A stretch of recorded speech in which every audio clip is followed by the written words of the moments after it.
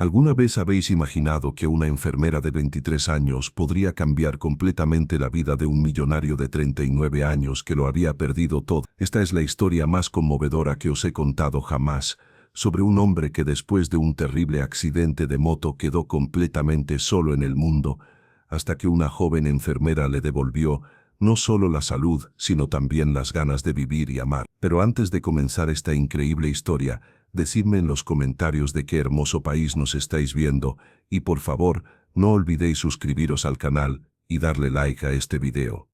Vuestro apoyo significa todo para mí. Ahora sí, sumergámonos en esta historia que os tocará el corazón hasta las lágrimas. La lluvia golpeaba implacablemente los cristales del Hospital Universitario La Paz en Madrid, aquella noche de octubre, creando un ritmo hipnótico que parecía marcar el compás del destino. Las gotas se deslizaban como lágrimas por los enormes ventanales de la planta 13ª, donde la unidad de cuidados intensivos funcionaba como un universo silencioso de máquinas que susurraban, monitores que piteaban y vidas que colgaban de hilos invisibles.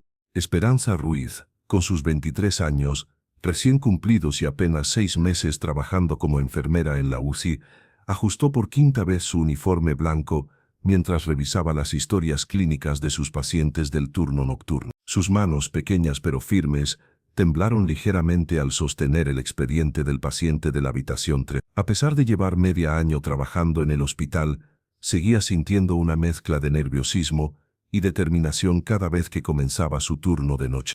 El Hospital La Paz era uno de los más prestigiosos de Madrid, con instalaciones de última generación y tecnología médica que rivalizaba con cualquier centro de Europa. Pero para Esperanza, que había crecido en un pequeño apartamento de 2 habitaciones en Vallecas, caminar por esos pasillos relucientes cada noche seguía sintiéndose como entrar en otro mundo. Un mundo donde cada día se libraban batallas entre la vida y la muerte, y donde ella había elegido estar en primera línea. Su madre, Carmen Ruiz, había trabajado durante 15 años como limpiadora en oficinas para poder costear los estudios de enfermería de su hija. La educación es lo único que nadie te puede quitar, mija, le había dicho Carmen una y otra vez durante los años difíciles cuando el dinero escaseaba y las facturas se acumulaban.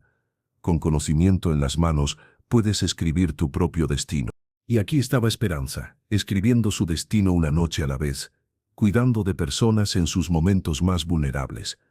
Había elegido especializarse en cuidados intensivos porque, como le había explicado a su madre, es donde más se necesita la esperanza, mamá, donde las familias pierden la fe y los pacientes luchan por cada respiración. Es donde puedo hacer la verdadera diferencia. Sus compañeras de trabajo a menudo comentaban sobre su dedicación poco común. Mercedes, la enfermera jefe con 20 años de experiencia, había notado cómo Esperanza se quedaba voluntariamente después de su turno para asegurarse de que los pacientes estuvieran cómodos, cómo leía sobre cada condición médica en su tiempo libre para entender mejor cómo ayudar, cómo hablaba con los pacientes inconscientes como si pudieran escucharla perfectamente. Esa muchacha tiene algo especial, le había comentado Mercedes al doctor Herrera, el director de la UCI.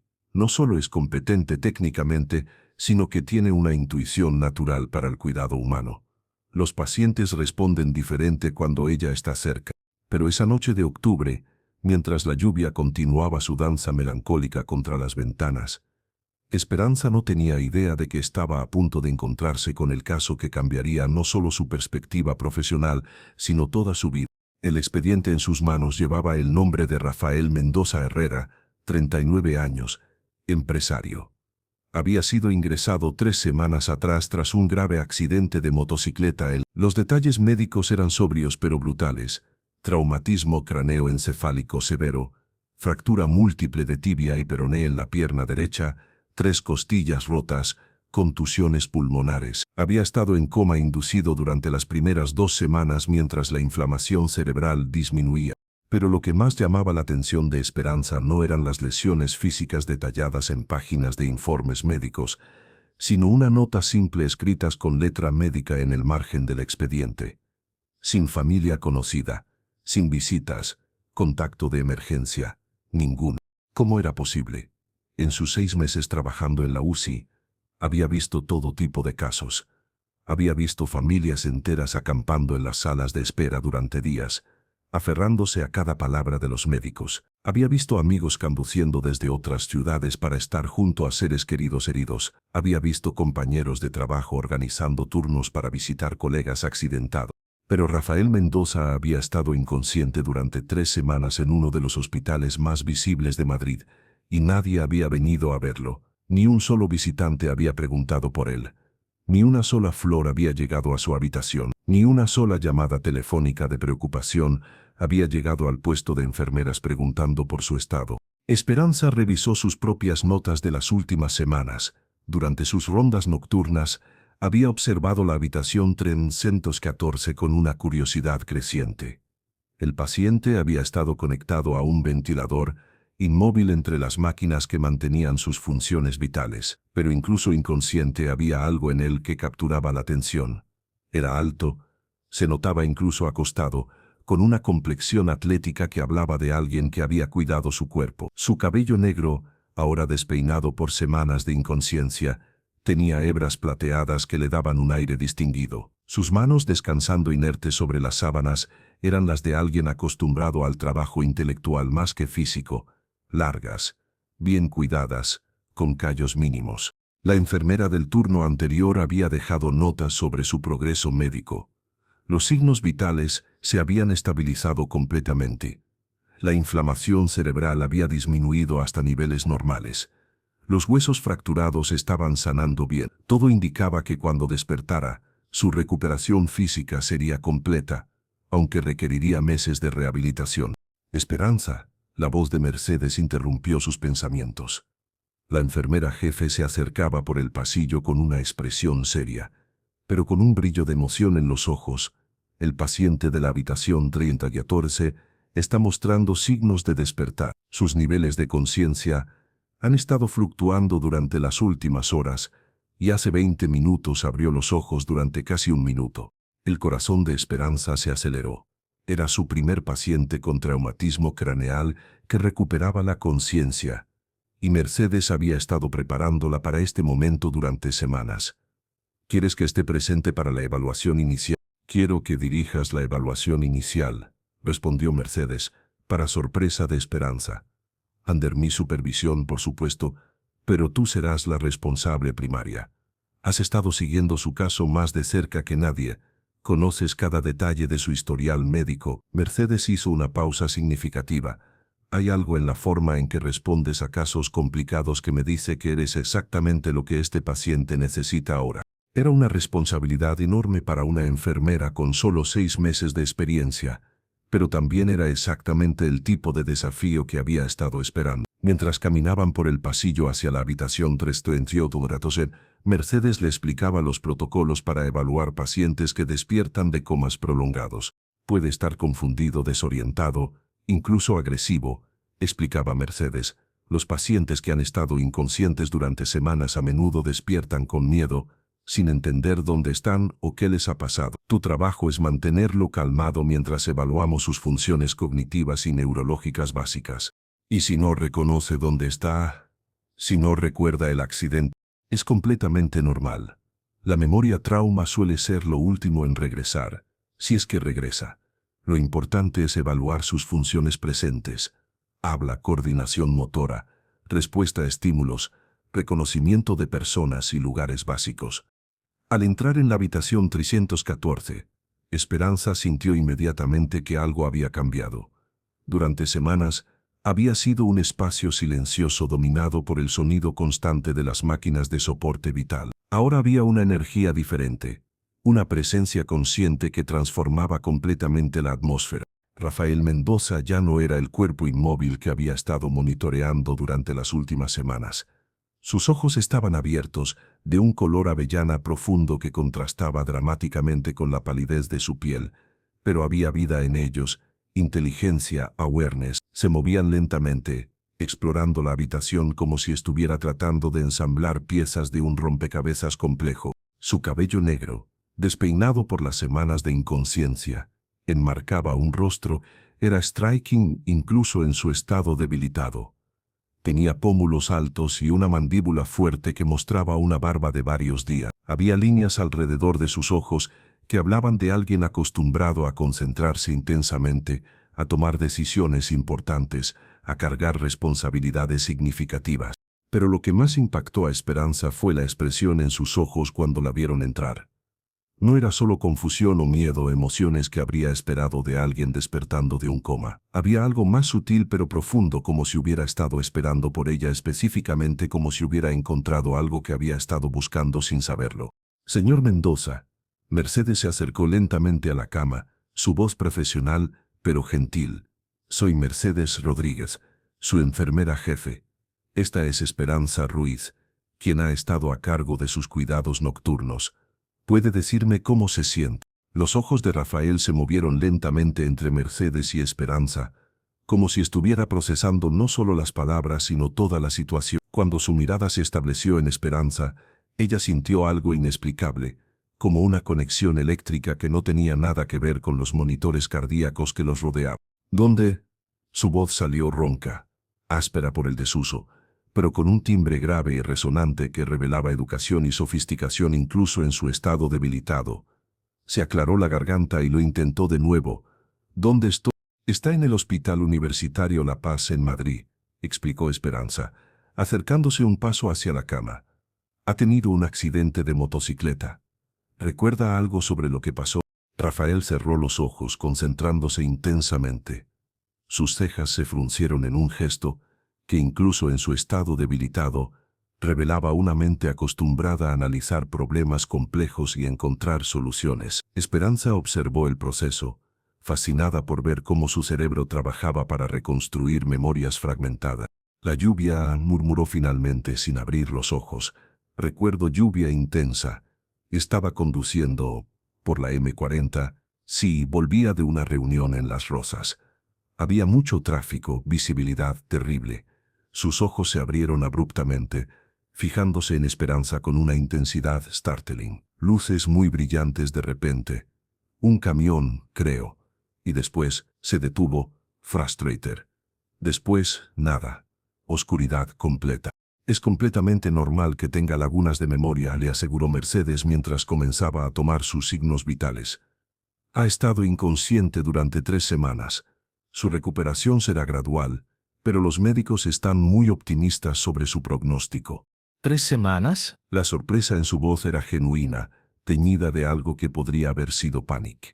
Sus ojos se movieron rápidamente por la habitación, como si estuviera contando días perdidos, oportunidades perdidas, responsabilidades neglected. ¿Qué día es hoy? ¿Qué ha pasado con...? Se detuvo abruptamente, como si hubiera estado a punto de preguntar por algo específico, pero hubiera recordado repentinamente que no había nada específico por lo que preguntar. Hoy es martes 15 de octubre, respondió Esperanza gentilmente. ¿Hay alguien a quien deberíamos llamar? ¿Familia? ¿Amigos? ¿Colegas que puedan estar preocupados por usted? El silencio que siguió fue uno de los más incómodos que Esperanza había experimentado en sus meses trabajando en el hospital. Vio cómo la expresión de Rafael cambiaba lentamente desde confusión hasta comprensión, y finalmente hasta algo que la conmovió profundamente. Una soledad tan profunda y encompassing que parecía físicamente dolorosa. No, dijo finalmente, su voz apenas audible. No hay nadie a quien llamar. Mercedes intercambió una mirada rápida con Esperanza. En todos sus años de experiencia, raramente había encontrado un caso donde literalmente no hubiera nadie en la vida de un paciente. Tal vez, cuando se sienta mejor y su memoria sea más clara, recordará algunos números de teléfono. Es común que estos detalles tarden en regresar. No es que no recuerde, Rafael la interrumpió suavemente. Es que realmente no hay nadie. Había una resignation en su voz que spoke de alguien, o había llegado a terms con una realidad dolorosa mucho antes del accidente. Mi empresa, bueno, probablemente ya han asumido que estoy muerto y han seguido adelante. En cuanto a familia o amigos íntimos, se encogió de hombros, un gesto que le causó obvious discomfort debido a sus costillas rotas. Apparently, success in business no garantiza connections in life. Esperanza sintió algo twist in her chest. En sus 23 años de vida, siempre había tenido al menos a su madre, incluso en los momentos más difíciles. La idea de estar tan completely solo, especialmente durante una crisis médica, le resultaba almost incomprensible. Pero antes de que pudiera procesar completamente las implications of lo que acababa de escuchar, Mercedes estaba dirigiendo su atención hacia las evaluaciones neurológicas que necesitaban realizar. Los siguientes 40 minutos pasaron en una serie meticulosa de pruebas, seguimiento de objetos con los ojos, respuestas a estímulos táctiles, evaluación de memoria a corto plazo, coordinación básica motora. Sus funciones cognitivas parecen completely intact, anunció Mercedes finalmente, unable to hide a relief. Es una excelente señal, señor Mendoza. No parece haber daño neurológico permanente del traumatismo craneal. Y físicamente, Rafael había intentado mover sus piernas bajo las sábanas durante las pruebas, y Esperanza había notado las grimaces of pain que había triado sus piernas sufrieron daños considerables en el accidente, explicó Mercedes honestly. La pierna derecha especialmente. Tendrá que someterse a cirugía reconstructiva en los próximos días, seguida de months of intensive physical therapy. ¿Podré volver a caminar normalmente? Mercedes hesitated just a moment too long. Con trabajo duro y dedicación esperamos que recuperemos toda his mobility. Pero será un proceso largo y desafiante. Esperanza vio cómo esta información hit Rafael. Durante las pruebas neurológicas, había mostrado de sharp intelligence y problem-solving skills, que probablemente lo habían hecho successful in business. Pero ahora, faced with the prospect of months of physical rehabilitation, con posible permanent limitations, she could see him struggling to maintain his composure. Después de que Mercedes se fue para continuar con sus rondas, dejando a Esperanza para ajustar los medicamentos nocturnos de Rafael y ensure que estuviera confortable para el resto de la noche, un nuevo tipo de silencio se tiled sobre la habitación. Ya no era el silencio artificial del coma, sino el silencio to conscious people who are both processing a situation neither había fully anticipated. Esperanza trabajó quietly, checking his equivo lines, adjusting his pillows, recording his vital signs in his chart. Era aware de que él la observaba, pero no de una manera que la hiciera feel uncomfortable. Era más like curiosity, como si estuviera tratando de understand something sobre ella. ¿Cómo te llamas?, preguntó finalmente, cuando ella estaba preparing to leave for the next page. Esperanza Ruiz, señor Mendoza. Soy una de las enfermeras del turno nocturno en esta unidad. Esperanza, repitió, y la manera en que pronunció su nombre made algo move in her chest. His voice, even roughened for weeks of disuse, had a quality que era bold, authoritative y gentle. Es un nombre hermoso y appropriate. Esperanza means hope, ¿no? Y right now, creo que necesito más hope en mi vida que cualquier otra cosa. Era una observación tan simple pero tan loaded con meaning que Esperanza felt the need to say something comforting, pero no sabía qué. En su training, había aprendido sobre maintaining professional boundaries, sobre not getting too emotionally invested in individual patients, pero there was something about Rafael Mendoza que made those boundaries feel artificial and cold. Señor Mendoza, she said finally, sé que esto debe ser overwhelming. Despertar después de 3 semanas, dealing with physical pain, facing months of recovery, es mucho para anyone to process. Calm me, Rafael, por favor. Mr. Mendoza makes me feel like I'm in una board meeting. He attempted a smile que didn't quite reach his eyes. Y sí, es overwhelming, pero not for las reasons que might expect. What do you mean? Rafael was quiet for several moments, staring hacia la ventana donde la lluvia había finally stopped, leaving behind the glittering lights of Madrid spread out below them. For the first time in, I don't know how many years, no tengo anywhere I need to be, no meetings to attend, no deals to close, no crisis to manage. Es liberating y terrifying at the same time. Maybe, Esperanza suggested it carefully, it's an opportunity to think about what you really want your life to look like when you recover. If I don't know what that is, if I've been so focused in building success que I forgot to build anything else, the vulnerability in his voice struck her profundamente. This wasn't self-pity, it was honest self-reflection of a man who había been forced to confront algunas uncomfortable truths about his life. Then tal vez, she said softly, this is your chance to figure that out. Rafael studied her for a long moment. ¿Has been married, Esperanza? The question surprised her. No, señor, Rafael. Nunca he estado casada.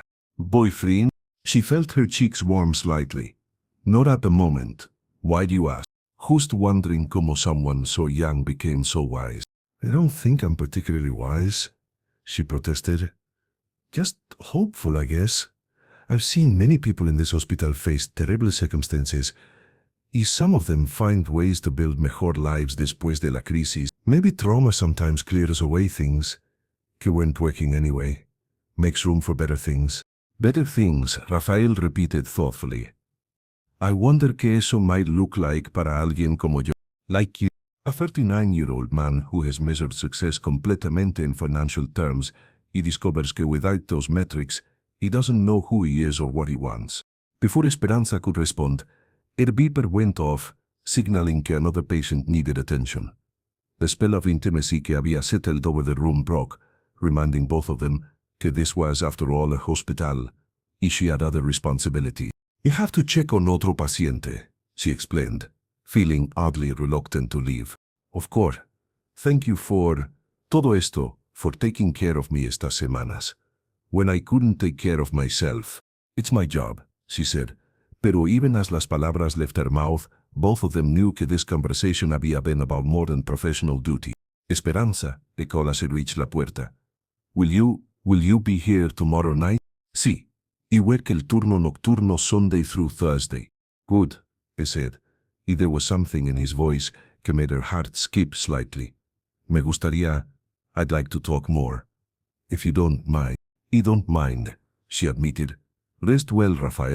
As she left habitación 314 y continued con her rounds, Esperanza found that her mind kept returning to the conversation.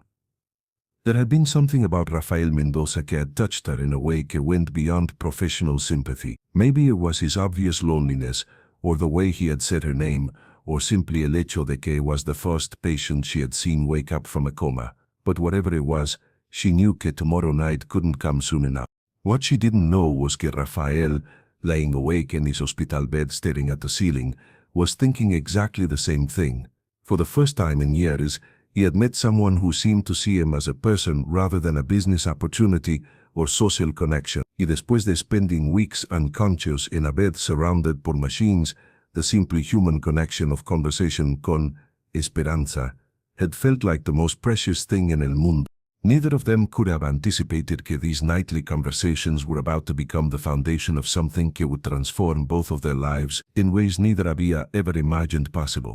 Los siguientes días established una rutina que gradually became the highlight of both of their existence, aunque neither would admit it openly at first. Esperanza worked el turno nocturno from 10 p.m. to 6 a.m., which meant que she was present durante los momentos más vulnerables de Rafael, when el dolor was most intense, when nightmares occasionally woke him, when la soledad of hospital nights became almost unbearable. The hospital had its own rhythm durante estas horas. Dia shifts were dominated por medical procedures, doctor visits, tests, the constant bustle of a major medical center. Pero nights were different, quieter, more intimate, filled con the kind of honest conversations que only seemed possible when el resto del mundo was sleeping. Can't sleep again? Esperanza asked softly, entering habitación 314 on her third night back después de ese awakening. She had been finding excuses to check on him más frequently que her other patients, aunque she told herself it was porque he was still en las primeras etapas of recovery. El dolor in my legs is worse at night, Rafael admitted, trying to shift position en la cama to find relief. But it's not just that. Durante el día hay movement, noise, doctors, physical therapists. En la noche es cuando really feel la solitud. Esperanza glanced toward la puerta, then made a decision que technically violated protocol, pero felt completely right. She pulled a silla from the corner of la habitación y seated herself beside his bed. Want to talk about it? About loneliness? No hay mucho to say. It's simply la realidad of my life. But there must be someone. Business associates, old friends from university, maybe una mujer especial in some point. Rafael laughed, pero it was a sound without humor. Mi vida antes del accidente was completely work-centered. I had employees, business partners, professional contacts, but real friends. I can't remember cuando I stopped having those. Y en cuanto a women, pause, como si estuviera deciding cuánto to reveal. Let's just say que when your primary attraction is to bank account, relationships tend to be transactional. There was something profundamente sad about that observation, y Esperanza felt a pang of compassion que went far beyond what she should feel for any patient. That must have been incredibly lonely. He didn't realize cuánto until now. When you have money, power, success, it's easy to confuse attention con genuine affection.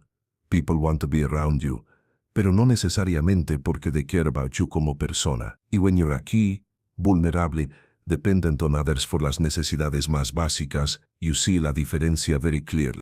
Tell me about tu trabajo, Esperanza said, trying to steer la conversación toward less painful territory. What kind of business were you in? For the first time since waking up, Rafael's eyes showed a spark of genuine interest. Real estate development, commercial buildings principalmente, algunos luxury residential projects. He started from nothing. He built what became one of las empresas de desarrollo más successful in Madrid. Started from nothing? Mi familia. Well, nosotros didn't exactly come from money. Mi padre was a mechanic en un pequeño taller en Getafe. Mi madre cleaned houses para familias wealthy en Pozuelo. They both worked double shifts para que I could attend university on una beca parcial that covered tuition pero not living expenses. This was a side of Rafael que Esperanza hadn't expected to see. The successful millionaire businessman había built his empire from extremely humble beginnings. What did you study? Architecture initially, then business administration para mi master's degree. I always loved the buildings, loved el proceso de designing spaces que could improve people's lives. Pero somewhere along el camino, I got more interested in la financial side, buying properties, developing them, selling them for profit. Do you miss it? El architectural design part? Rafael considered la pregunta carefully. I think I do. Especialmente now lying here con nothing pero time to think. Some of my happiest memories from work weren't closing major deals, pero rather walking through a building site en las primeras etapas, visualizing how el finished project would look, imagining las familias o workers que would eventually occupy el espacio. Maybe, Esperanza suggested gently, when you recover, you could incorporate más of that back into tu trabajo. Maybe, I agreed, but then his expression darkened. If there's still una empresa to go back to, 3 weeks en el mundo de business is like 3 years in any other industry. Clients probably assumed I disappeared or died. Competitors have likely moved in on my projects. Employees have probably found other jobs. But surely your business partners would have kept things running. I didn't have partners in el traditional sense. I was, what you might call a sole proprietor. Everything went through me directly. No tenía a second in command because, he paused, looking embarrassed, because I didn't trust anyone else to maintain mis standards. That sounds like a lot of pressure para una sola persona. It was. But it also gave me complete control. No tenía que compromise my vision or share profits or deal con disagreements sobre strategic direction. But also no safety net si something like this happened. Exactly. Rafael's laugh was rueful. Turns out que absolute control is great until you lose consciousness para 3 weeks y todo falls apart. Esperanza was quiet para varios minutos, processing what she had learned. Rafael wasn't just wealthy. He was someone quien había built success through años of incredible personal sacrifice y isolación. The loneliness she sensed in him wasn't just circumstantial, era estructural, built into every aspect of cómo he had chosen to live his life. ¿Y tú? Rafael asked suddenly. Has always wanted to be una enfermera? Since I was about 12, Esperanza replied. Mi abuela became very ill durante mis últimos años en el instituto, y I spent mucho tiempo en hospitales con ella. I watched how las enfermeras provided not just medical care, pero comfort, dignity, hope, para personas in their most vulnerable moments. I wanted to be part of that. ¿Y tu familia? Do they support tu career choice? A shadow crossed Esperanza's face. It's complicated. I only have mi madre. Mi padre left cuando yo tenía 8 años old. Mamá works cleaning offices at night para help pay for my nursing studies, pero she has different ideas about what mi futuro should look like. Different how? She wants me to find un hombre que can take care of me financially, to get married y stop working. She doesn't understand que para mí independence is more important que financial security. She sees my job como something temporary hasta que I find a husband to support me. Rafael studied her con nueva comprensión. That must be difficult. Following your dreams cuando someone you love wants something completely different para ti. Sometimes I wonder si she's right, Esperanza admitted. When I see how wealthy people live, la comfort y opportunities, sometimes I think tal vez mama has a point. Life would certainly be easier. Money doesn't protect you from loneliness, Rafael said quietly. In fact, sometimes it makes it worse, porque you're never sure si people are con you porque of who you are, or porque of what you can give them. It was a perspective que Esperanza had never considered, y pero si Rafael not as el successful millionaire she had initially imagined, pero as un hombre quien had sacrificed the real human connections en el altar of professional achievement. Can I ask you something personal? Rafael said after several minutes of comfortable silence. Of course. Why do you stay después de your shift to talk con me? No es technically parte de tu job or responsibility. The question caught Esperanza off guard, porque she had been asking herself the same thing. Because, I don't know, there's something about your situation que resonates con me. Maybe porque I understand what it feels like to work towards something importante, pero feel isolated en el proceso. You feel isolated. Sometimes. La mayoría of my friends from nursing school are starting to get married, having babies, following más traditional paths. Y yo estoy aquí, working night shifts, studying constantly, putting career before everything else. Sometimes I wonder, si I'm missing out on important experiences, porque I'm so focused on professional goals. But you're also building something meaningful. You're helping people in their darkest moments, providing hope cuando they need it most. That's not something everyone can do. Maybe. But in my darker moments, I wonder si I'm using career ambition como una excusa para huir emotional vulnerability. Maybe I focus tan intensamente en trabajo porque it's safer que putting myself out there romantically. Rafael was quiet, considering her words. I think, he said finally, que we might have more in común que either of us initially realized. How? We've both chosen paths que require intensa dedicación, pero can be isolating. We've both prioritized professional achievement, maybe sometimes at the expense of personal connections. Y we both ended up wondering si we've been missing something important. It was an observation que hit closer to home, que Esperanza was comfortable with. She had spent so much time thinking about Rafael's loneliness, que she hadn't fully acknowledged her own. Their conversation was interrupted by the sound of footsteps in el pasillo. Mercedes was making her rounds, checking in all the night shift staff. Esperanza quickly returned la silla to its corner. He began checking Rafael's coato lines, resuming her professional demeanor. ¿Todo bien aquí? Mercedes asked, poking her head into the room. Sí, todo perfecto. Mr. Mendoza was having some trouble sleeping debido al dolor, pero his vitals are all stable. Pain level on a scale of 1 to 10. Mercedes asked Rafael directly. About a 6, he replied. Manageable pero persistent. He can increase to pain medication if needed. No, gracias. I prefer to keep my mind clear cuando posible. After Mercedes left, an awkward silence settled over la habitación. The intimate bubble they had created durante their conversation had been punctured by the reminder que this was, after all, a professional setting, y there were boundaries que probably shouldn't be crossed. I should continue con mis rounds, Esperanza said reluctantly. Of course. I don't want to keep you from otros pacientes.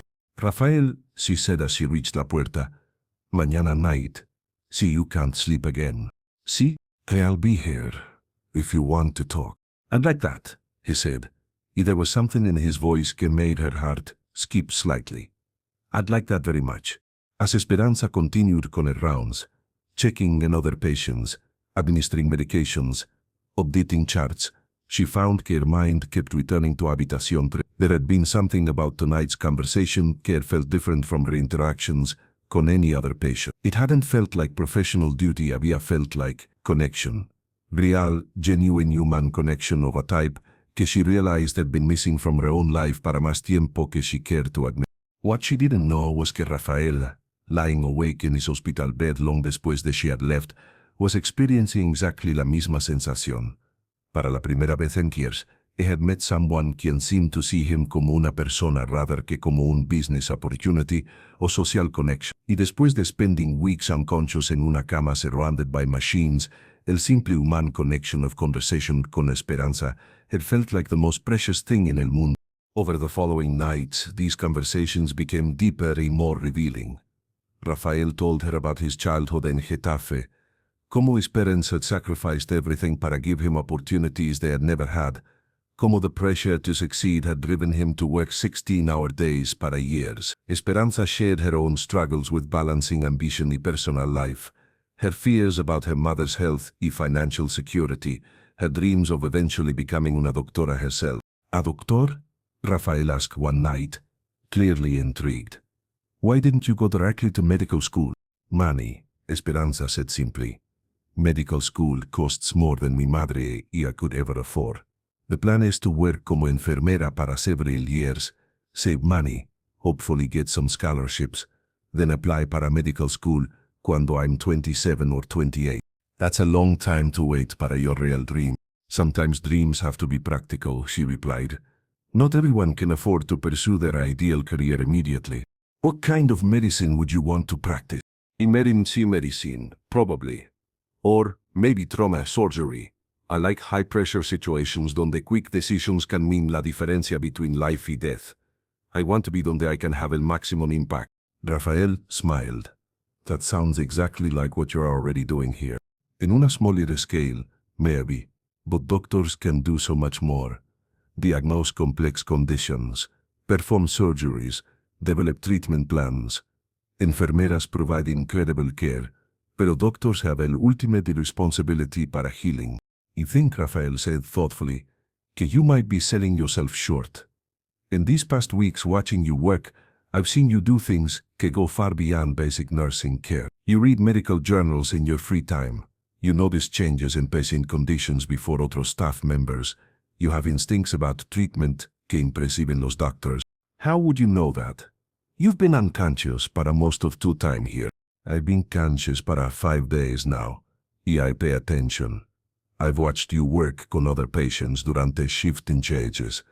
I've overheard conversations between doctors and nurses where your observations were specifically valued. Y I've experienced firsthand your ability to provide not just medical care, pero emotional support que goes beyond what's required. Esperanza felt her cheeks warm at his praise. You're being too generous. You don't think I am? I think you're someone with extraordinary natural ability quien is destined para much more que you currently believe possible. It was during these conversations que Esperanza began to see past Rafael's initial image como un wealthy businessman hacia el complex person underneath. He was incredibly intelligent, pero also surprisingly humble about his achievements. He had a dry sense of humor que emerged cuando he was comfortable, y un way of asking questions que showed genuine interest in her thoughts y feelings, rather que just making conversation. More importantly, he listened, really listened. Most people in Esperanza's life, including her mother, tended to have very fixed ideas about what her future should look like. But Rafael asked questions about her ambitions, her fears, her dreams. He seemed genuinely interested in understanding her perspective rather than changing it. Can I tell you something? Rafael said one night during their third week of conversations. Something that might sound strange. Of course, these talks con you have been. I don't know cómo to describe it without sounding melodramatic. But they've been the most honest conversations I've had in years. Maybe decades. What do you mean? In my business life, every conversation has an agenda. People want something from me. Money, connections, deals, partnerships. Even social interactions are usually networking in disguise. People are charming and attentive porque they want access to my resources. That sounds exhausting. It is. And lonely. You start to feel like nobody knows quién you really are porque nobody is interested in finding out. They only care about what you can do para them. But surely some relationships must be genuine. Rafael considered this carefully. He thought so, at the time. I had una novia para almost 2 years. Elena. Smart, beautiful, sophisticated. We attended events together, traveled. Seemed like el perfect power couple. What happened? After my accident, when I was in el coma, I obviously couldn't provide any social or financial benefits. She never visited. Not one. In fact, I learned from my lawyer that she moved out of my apartment within a week of hearing about el accidente. He started dating one of my business competitors within el mes. Rafael, I'm so sorry. Don't be. It was actually liberating in una way.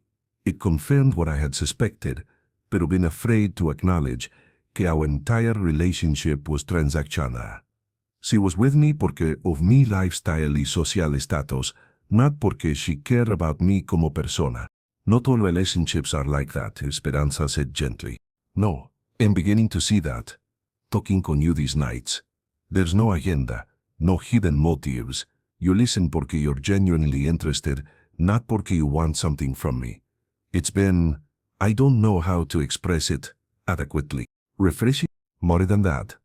Healing, maybe. You've reminded me que genuine human connection es posible, que there are people in el mundo que care about others, simply porque they're worth caring about. The intensity in his voice made Esperanza feel something que she was trying hard not to analyze too carefully. She had told herself que her interest in Rafael was purely professional compassion, but she was beginning to acknowledge que her feelings had developed beyond appropriate nurse-patient boundaries. Rafael, she said carefully, I need you to know que these conversations, they're not typical para mí either. I don't usually spend so much time talking personally con patients. Why do you think that is? It was a question she had been asking herself para días. I think she said slowly, porque you're the first person I've met and seems to understand what it means to be completely dedicated to something important. Pero also aware que total dedication can come at a personal cost. Y what cost is tu dedicación? Loneliness, she admitted, different from yours, pero real nonetheless. I've been so focused in career goals that I've never really learned how to let someone get close, how to be vulnerable con another person. Maybe, Rafael said softly, we can learn together. The words hung in el aire between them, loaded con implications que both of them were afraid to explore fully. They were crossing into territory that went far beyond patient care, y both of them knew it. Rafael, Esperanza said finally, you're going to be discharged eventually. Probably en las próximas semanas, 11 tus surgeries are complete, y you've started physical therapy. Y when that happens, I won't be tu paciente anymore. He finished. Y you won't be mi nor, right? Y I need to be careful que we're not building something based en una circunstancia, es temporary, y maybe not entirely real. What do you mean, not real? Hospital environments are intense. People bond durante crisis in ways que might not translate to normal life. You've been vulnerably isolated. I've been providing care y support that can create feelings que might not exist under normal circumstances. Rafael was quiet para several long minutes. Considering her words, you might be right, he said finally. But I don't think you are. Why not? Because what I feel cuando I talk con you, it's not gratitude or misplaced dependency. It's recognition. Like I found someone quien understands parts of me que I had given up hope que anyone would ever understand. But we don't really know each other, not outside of this context. Then maybe, Rafael said, meeting her eyes directly, we should explore whether what we feel here could exist anywhere else. It was a proposition que both excited y terrified Esperanza. The idea of seeing Rafael del hospital, of exploring whatever was developing between them in a normal setting, was appealing in a way que scared her. But it also represented risks que she wasn't sure she was ready to take. Let me think about it, she said finally. Of course. I didn't mean to pressure you. You didn't. It's just complicated. The best things usually are. That night, as Esperanza completed her rounds y prepared to end her shift, she found herself thinking seriously about what Rafael had suggested. Was it possible que what they had discovered in these nightly conversations could translate into something real in the outside world? Or was she setting herself up para disappointment by thinking que their connection was more significant institutional circumstances?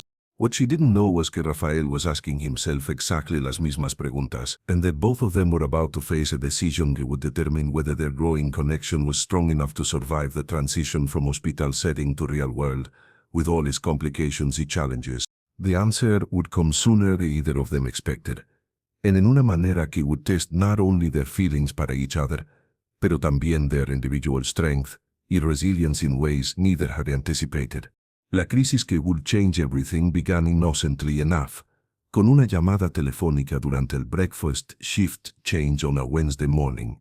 Esperanza was just finishing her notes from la noche anterior cuando Mercedes approached her con una expresión que mixed concern con agency. Esperanza, there's been a development con Mr. Mendoza's case. Dr. Herrera wants to see you in his office as soon as possible. Dr. Herrera was el director of the intensive care unit.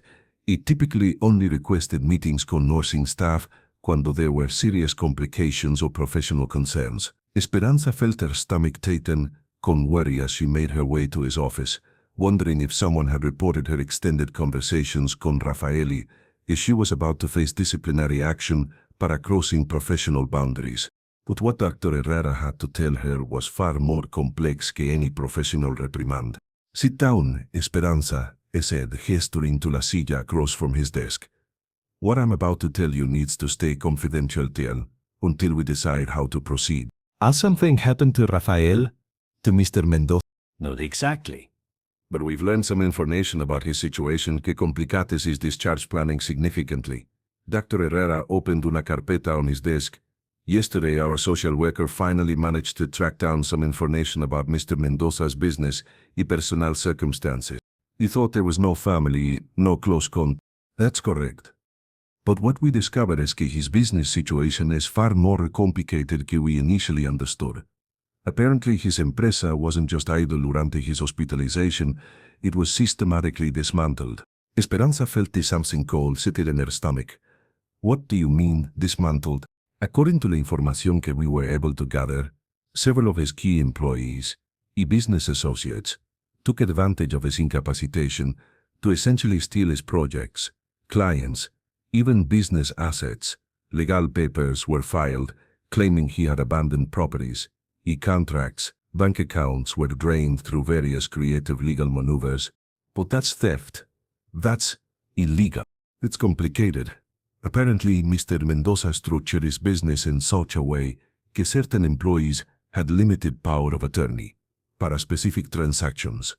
Durante a normal absences, this would be routine business management, but durante a 3-week unconscious period, these powers were used far beyond their intended scope. Esperanza tried to process the implications of what she was hearing. So Rafael has lost his business? Most of it, yes. The legal details are complex, but essentially, he's been financially ruined while unconscious in our hospital. What's worse, his medical insurance was through his empresa, and since the business technically no longer exists, his coverage has been terminated. What does that mean para his treatment? It means que his upcoming surgeries, physical therapy, y extended rehabilitation, all of which are medically necessary para his full recovery, are no longer covered. We're looking at potentially hundreds of thousands of euros in medical expenses que he cannot pay. The room seemed to spin slightly. Esperanza thought about Rafael, who had no family, no close friends, no support system, now facing not only physical recovery, but financial devastation y potential medical abandonment. What are our options? She asked. Limited. We can contact public assistance programs, pero the waiting lists are long y the coverage is minimal. We can explore charity care through el hospital, pero that typically only covers basic services, not the specialized surgeries y rehabilitation he needs para full recovery. If we can't get proper treatment, Dr. Herrera's expression was grim. His current injuries will heal to some degree on their own, but without proper surgical intervention and physical therapy, he'll likely have permanent mobility limitations, possibly significant ones. Have you told him yet? No. We wanted to explore all options first. But Esperanza, I'm telling you this porque I've noticed que you've developed a particular interest in his case. Y porque I think he trusts you more que any other staff member. What do you mean? I mean que? When we do have to tell him about his situation, it would be helpful to have someone present quien he feels comfortable with, someone quien might be able to help him process the information and make decisions about how to proceed. It was a request que officially made Esperanza part of Rafael's care team para this crisis, pero it also acknowledged what everyone had probably noticed, que a relationship con Rafael had developed beyond normal professional boundaries. When will you tell him? This afternoon, can you be present? Of course. The rest of her day passed in una blur. Esperanza tried to maintain normal routines, pero her mind kept returning to Rafael and how he would handle news que would devastate anyone, but especially someone quien had already lost so much. That afternoon, Dr. Herrera, Mercedes y Esperanza gathered in habitación 3. Rafael immediately senses que something was wrong. This doesn't look like a routine medical consultation, he observed, studying their faces. What's happened? Dr. Herrera delivered la información directly pero compassionately, explaining about his business, the financial situation, and the implications para his continued medical care. Esperanza watched Rafael's face during the explanation, seeing him process each devastating piece of information con the analytical mind que had made him successful in business.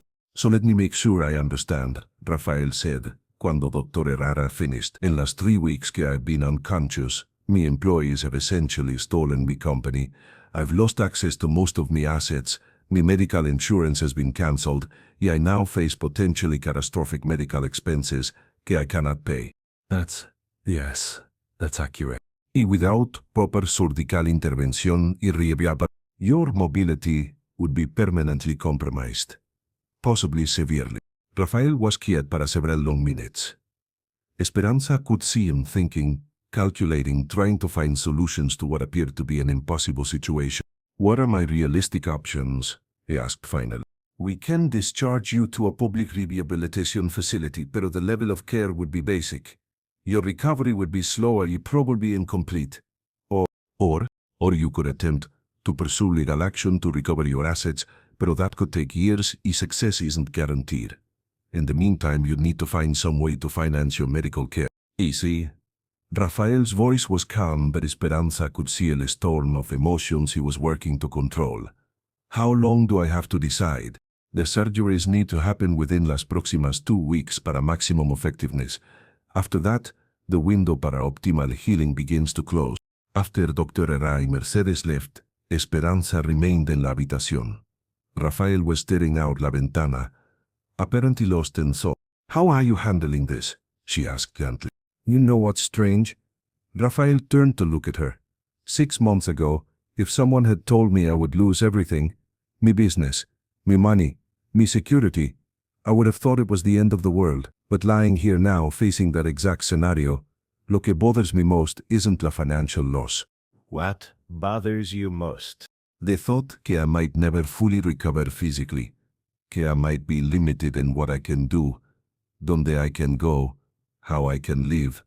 The money can be made again, but if I don't heal properly, that limitation is permanent. Rafael, there has to be some solution. Legal action against the people quien stole it from you, insurance appeals, something. Maybe, but in el short term I need to face reality. I probably can't afford the surgeries I need, which means I need to accept que my physical recovery will be partial at best. The resignation in his voice broke Esperanza's heart. After watching him fight so hard para overcome his initial injuries, to see him potentially give up on full recovery, porque of financial constraints felt profoundly unfair. Don't give up yet, she said firmly.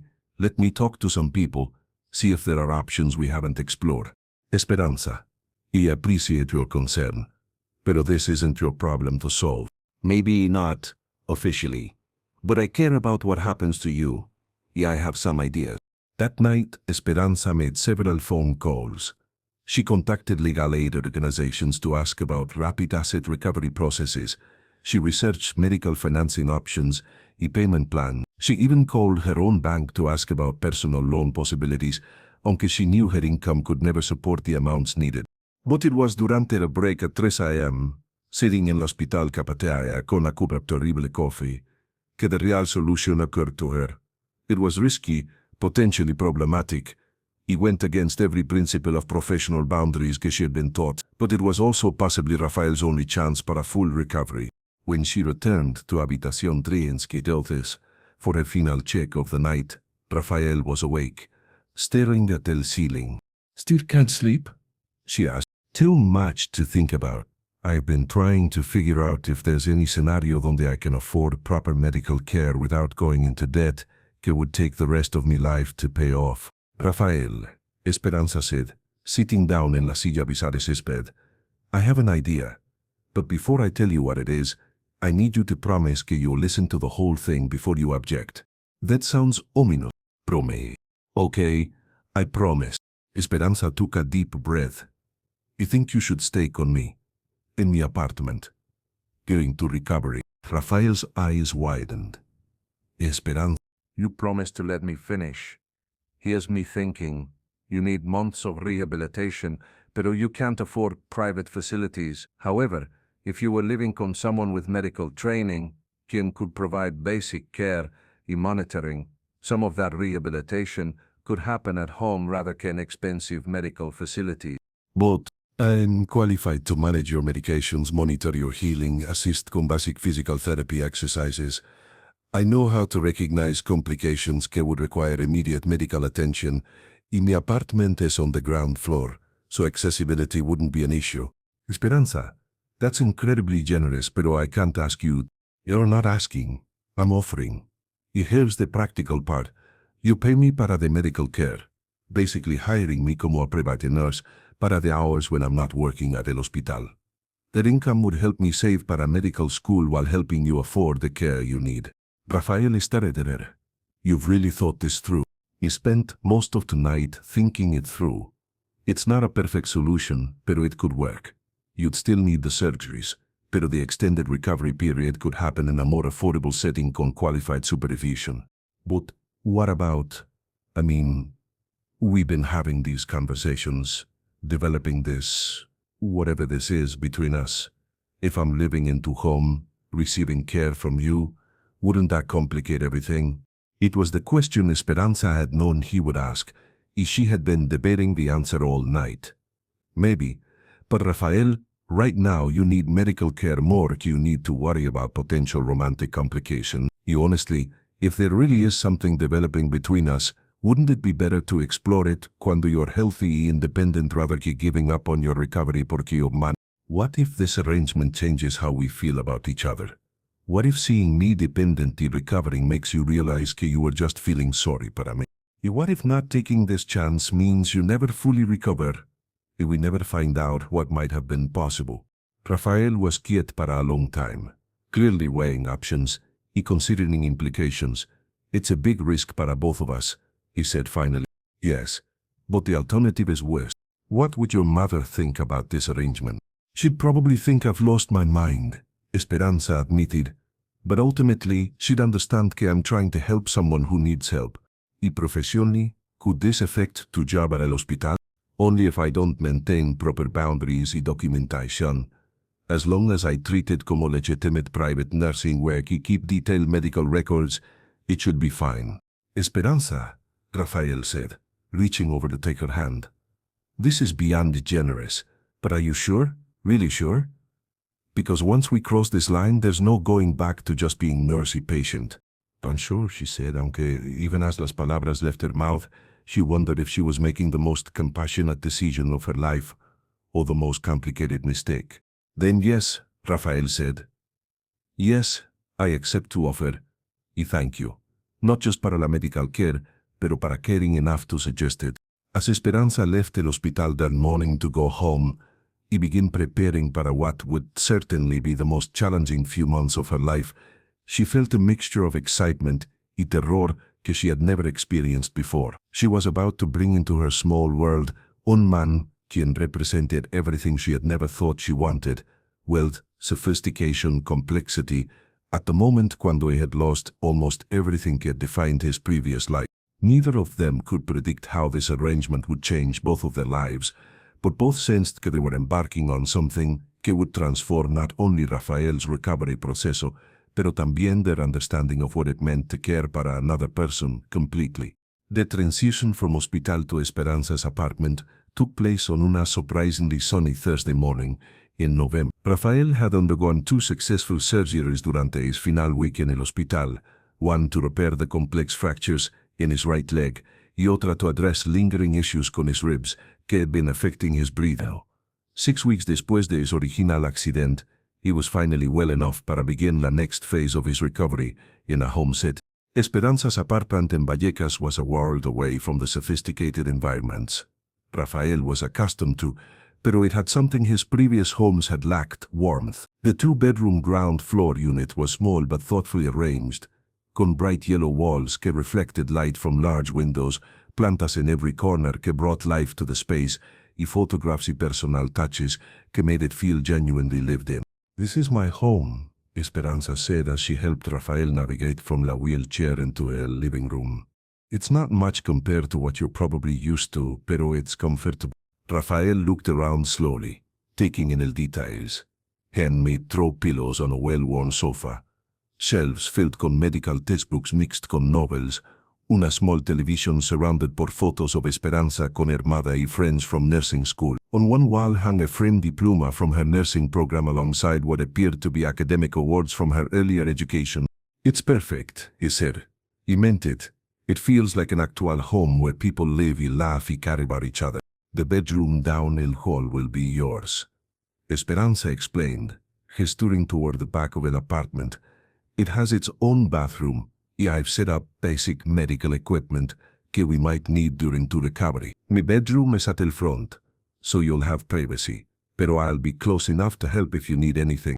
She had spent the previous week transforming her small guest room into what was essentially a private medical suite. There was a hospital bed que el hospital had arranged para rental, a bedside table equipped con basic monitoring equipment, a wheelchair-accessible bathroom, y shelves stocked con medical supplies y medication.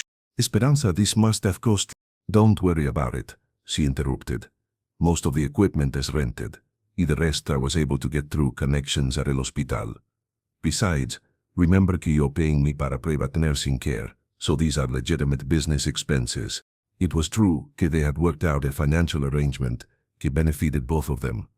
Rafael would pay Esperanza para approximately 20 hours of private nursing care per week, including medication management, physical therapy assistance, wound care, y general health monitoring. The rate they had agreed upon was significantly less que what private nursing care typically cost, pero still represented a substantial increase in Esperanza's income. Para Rafael, it was a fraction of what extended rehabilitation facility care would have cost.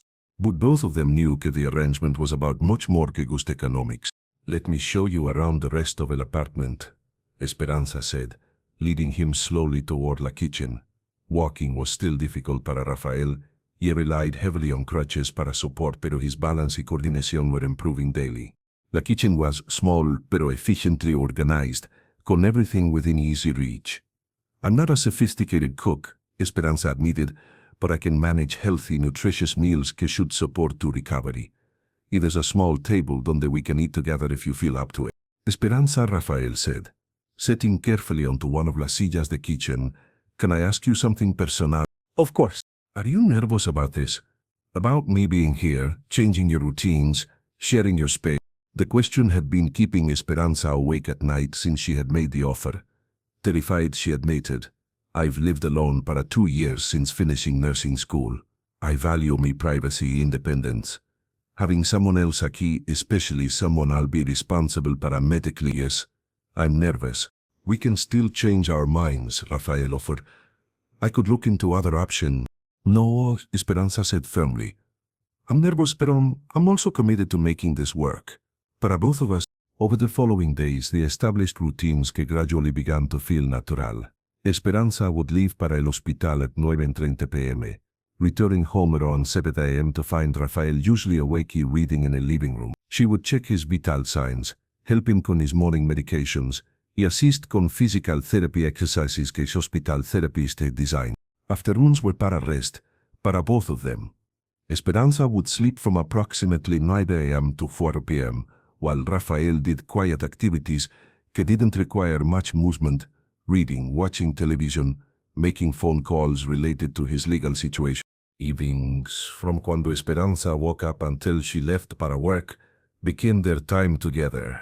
Sometimes they would cook dinner together, con Rafael sitting at the kitchen counter, providing instructions para more complicated dishes, while Esperanza did the physical preparation. Other evenings they would simply talk, continuing las conversaciones que had begun in el hospital, pero now with the added intimacy of shared domestic space.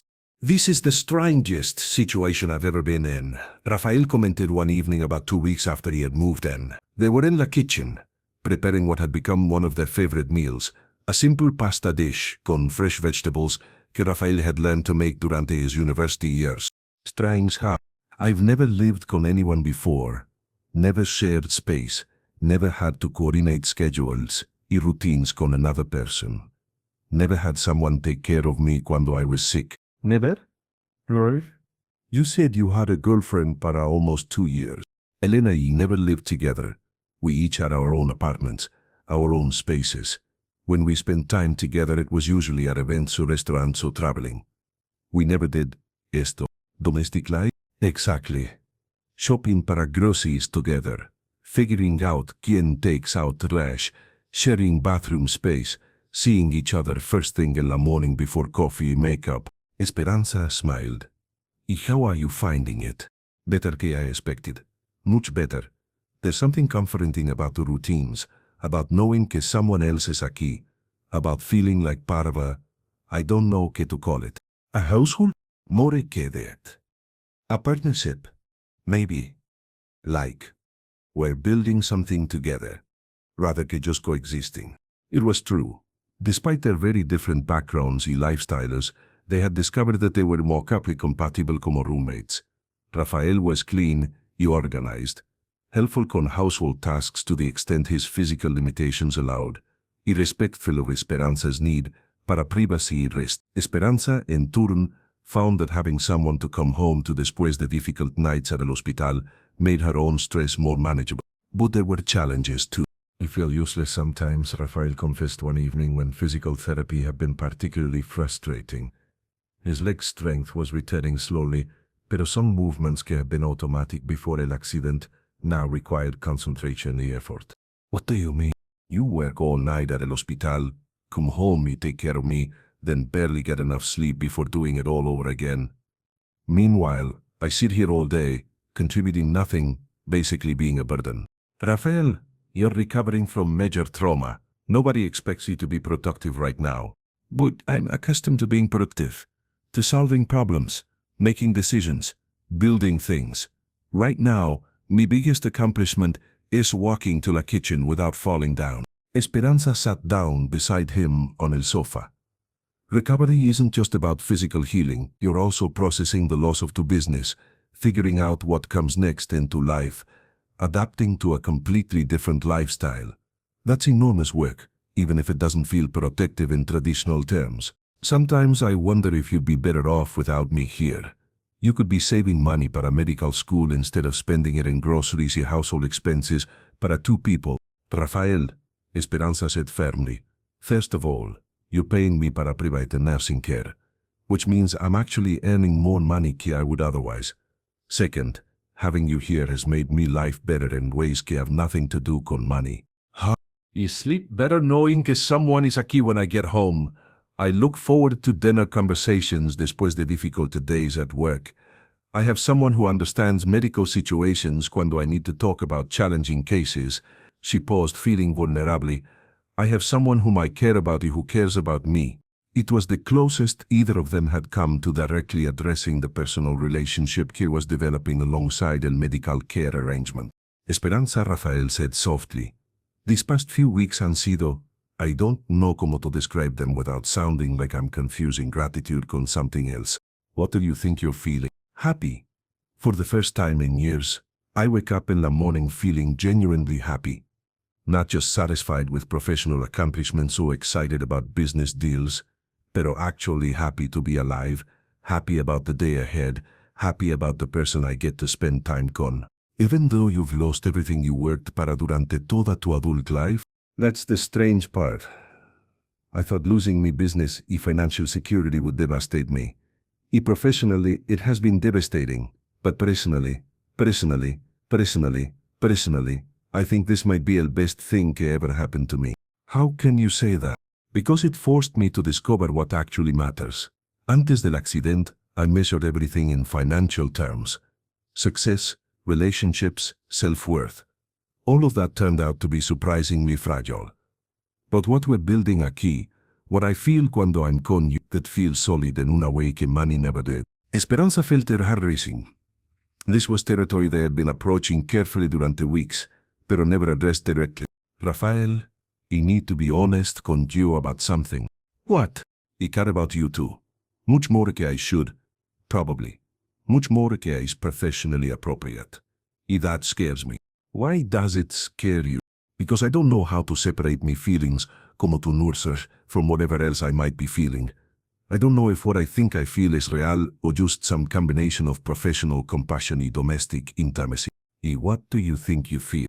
Esperanza was quiet para several minutes, trying to find words para emotions que seemed too complex para simple description. You think, she said finally, que I'm falling in love con you. That terrifies me because it could complicate everything to recovery, my career, both of our futures, in ways que I can't predict or control. The confession hung en el aire between them. Rafael reached over y took her hand, intertwining their fingers.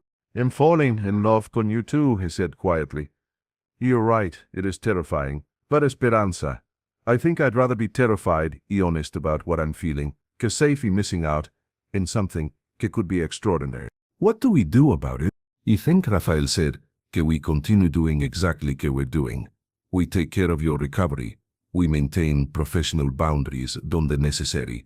Pero we also allow ourselves to explore what's developing between us.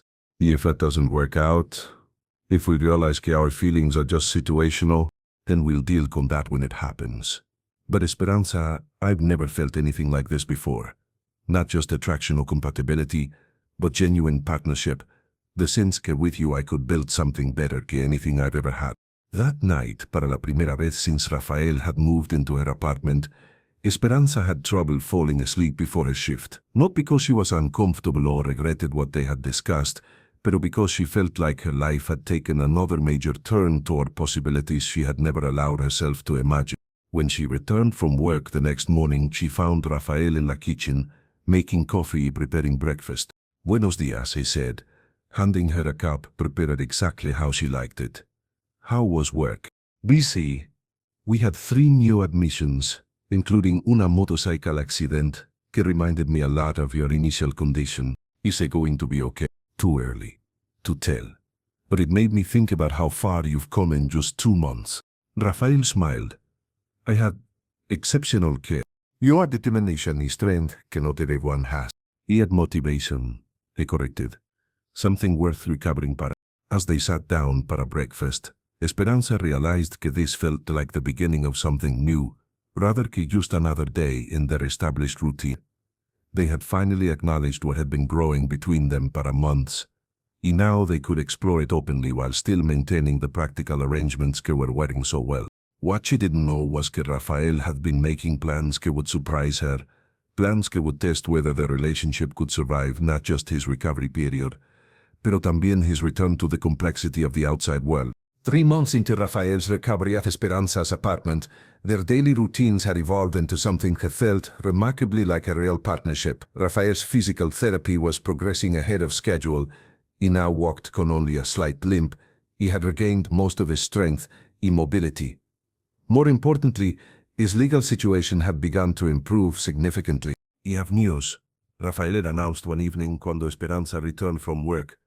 He was in the kitchen, preparing dinner con a confidence que had grown as his cooking skills improved. The domestic role reversal had been good para both of them. Rafael enjoyed having productive tasks to accomplish durante el día, while Esperanza appreciated coming home to prepare meals después de 12-hour hospital shifts. "Good news or bad news?" she asked, settling onto one of las sillas de kitchen while he served what smelled like a sophisticated chicken dish. "Mostly good. My lawyer finally made some real progress on the asset recovery lawsuit. Turns out que some of mis former employees got greedy and made mistakes que will be easy to prove in court." "What kind of mistakes?" "They transferred money to personal accounts, leaving clear paper trails. Forged my signature on documents, después de medical records. Proved I was unconscious, He sold properties far below market value to companies they secretly owned. Basically, they assumed I would never wake up to challenge them. So you'll be able to recover what they stole? Most of it, yes. Maybe even with damages. But the legal process will take several more months. Rebuilding my business will take time, even después de that. But that's wonderful news, Rafael. You'll be able to reclaim to life. Rafael sat down across from her, but instead of looking pleased about his legal victory, he seemed oddly serious. That's what I wanted to talk on you about.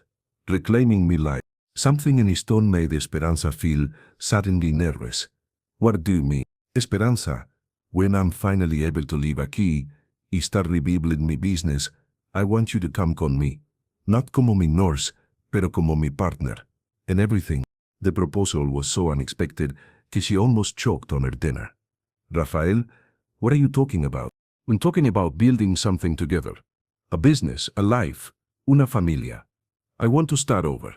Pero this time I want to do it right. I want to build something que matters. Something que helps people. Yeah, I want to do it con someone I love. But I have my own career plans. Medical school, becoming una doctora. Y what if I told you that I want to help you achieve those goals más effectively que you could in your own? What if I told you que I've been thinking about creating a foundation que provides medical care para underserved communities y that I want you to be my partner in developing and running it? Esperanza started saying, what kind of foundation? Rafael's eyes lit up con the enthusiasm she had learned to recognize cuando he talked about projects que genuinely excited him.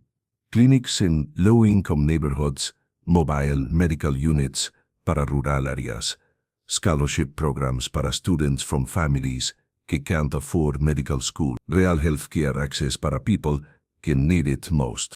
That sounds incredible. But Rafael, I'm not qualified para that kind of responsibility. I'm still just una enfermera con dreams of becoming una doctora. Esperanza, in these months que we've been living together, I've watched you provide medical care que goes far beyond basic nursing.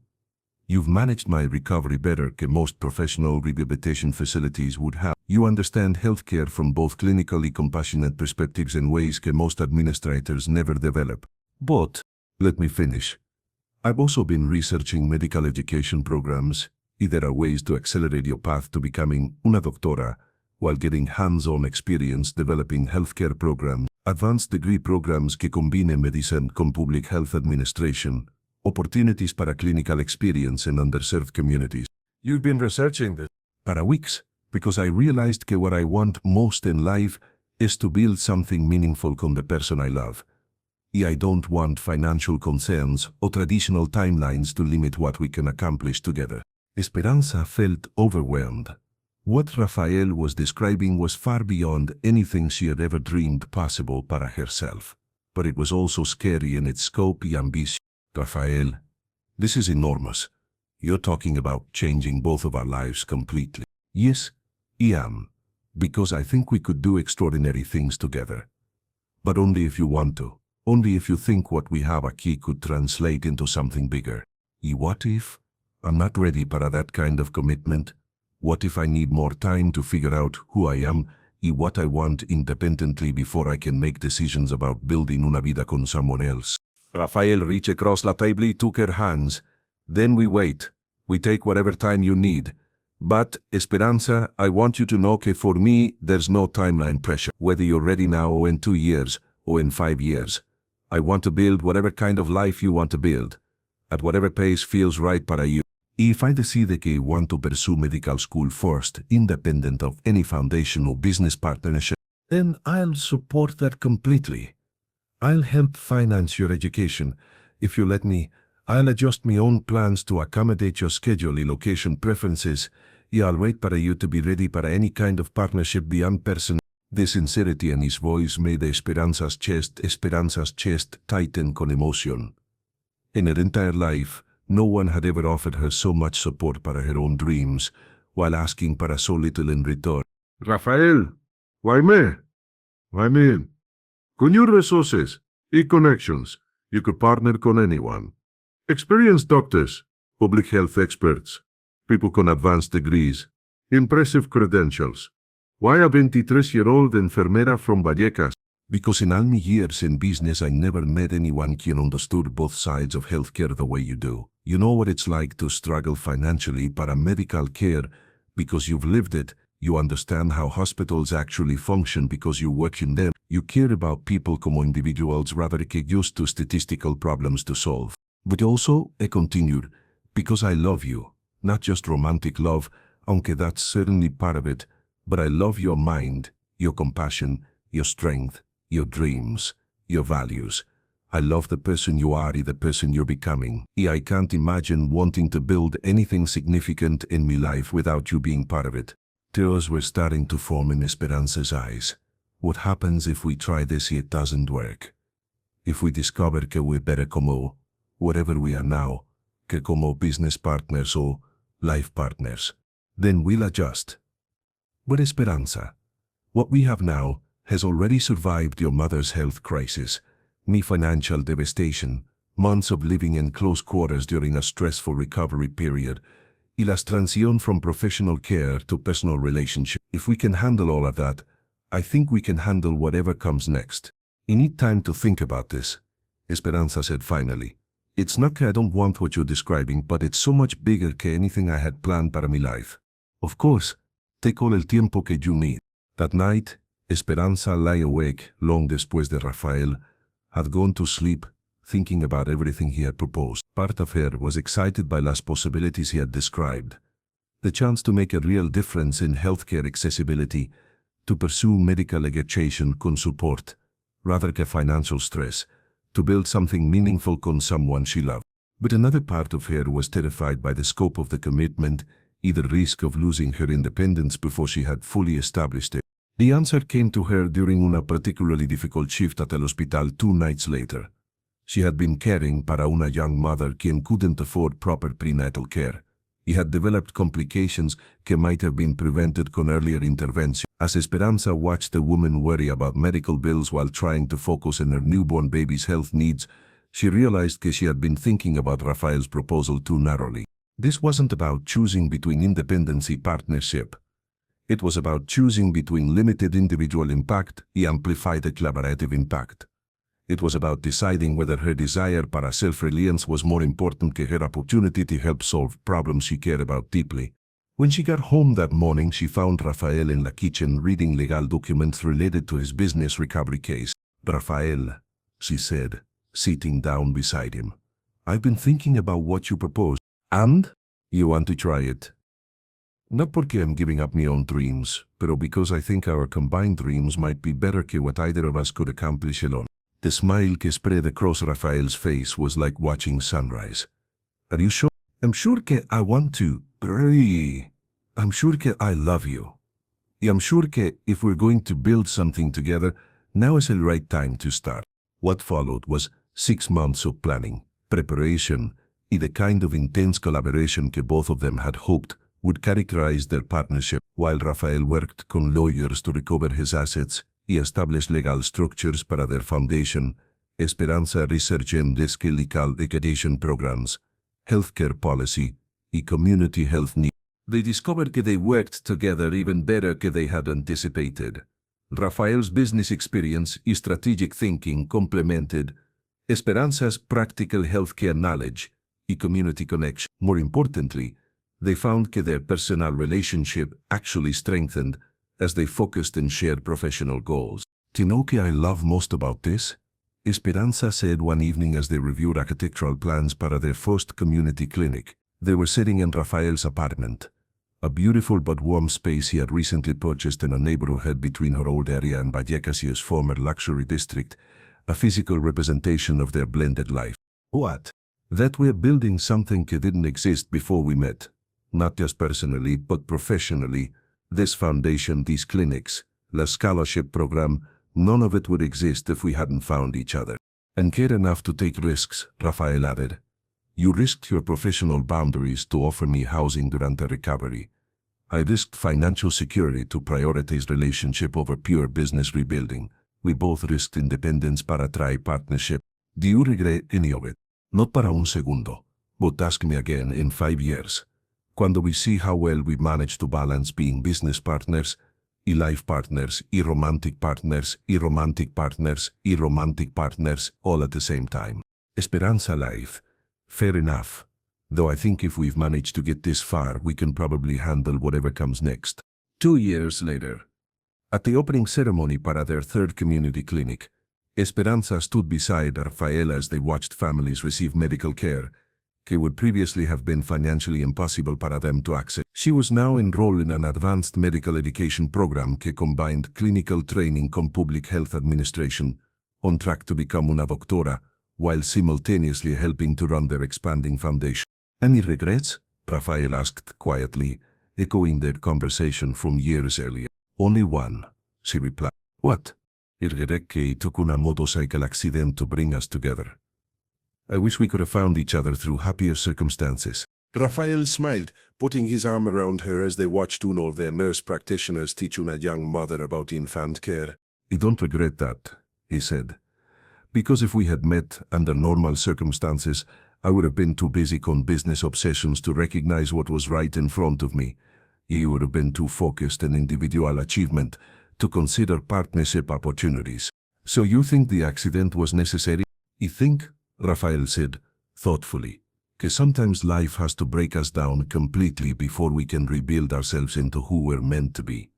Y sometimes that process leads us to people can help us become better que we ever could have been alone. As they watched the clinic serve its first patients, Esperanza knew que was right. The story had begun con a tragedy que stripped away everything Rafael thought he needed. It put her in una position to care para someone who needed her expertise. But it had evolved into something neither of them could have planned or predicted, a partnership que allowed both of them to achieve more than they had ever dreamed possible individually. The love they had found wasn't just romantic, aunque that remained strong. It was collaborative love, the kind que creates something bigger que the sum of its parts. Y as they looked ahead to years of building healthcare access para communities que needed it, Esperanza knew que this was exactly a life she wanted to build, meaningful work on someone she loved, making a difference in the world one patient at a time. Years later, when people asked how they had met, they would smile. He explained que sometimes the most extraordinary love stories begin in the most unlikely places, con the most vulnerable circumstances, between people quien might never have found each other under normal conditions. Y that sometimes being brave enough to care para another person completely can transform not just individual lives, pero entire communities. Their story had begun con un accident, but it had become a foundation for healing that extended far beyond anything either of them had ever imagined possible. Si has visto el video hasta el final, no olvides suscribirte al canal. Puedes escribir tus opiniones sobre el video o los videos que te gustaría ver en los comentarios. Espero tu apoyo y no olvides activar las notificaciones para estar al tanto de las nuevas historias. Este tipo de videos, en los que se unen el amor, la pasión y la emoción, están pensados para ti. Espero que encuentres el amor que siempre has deseado. Cuídate mucho.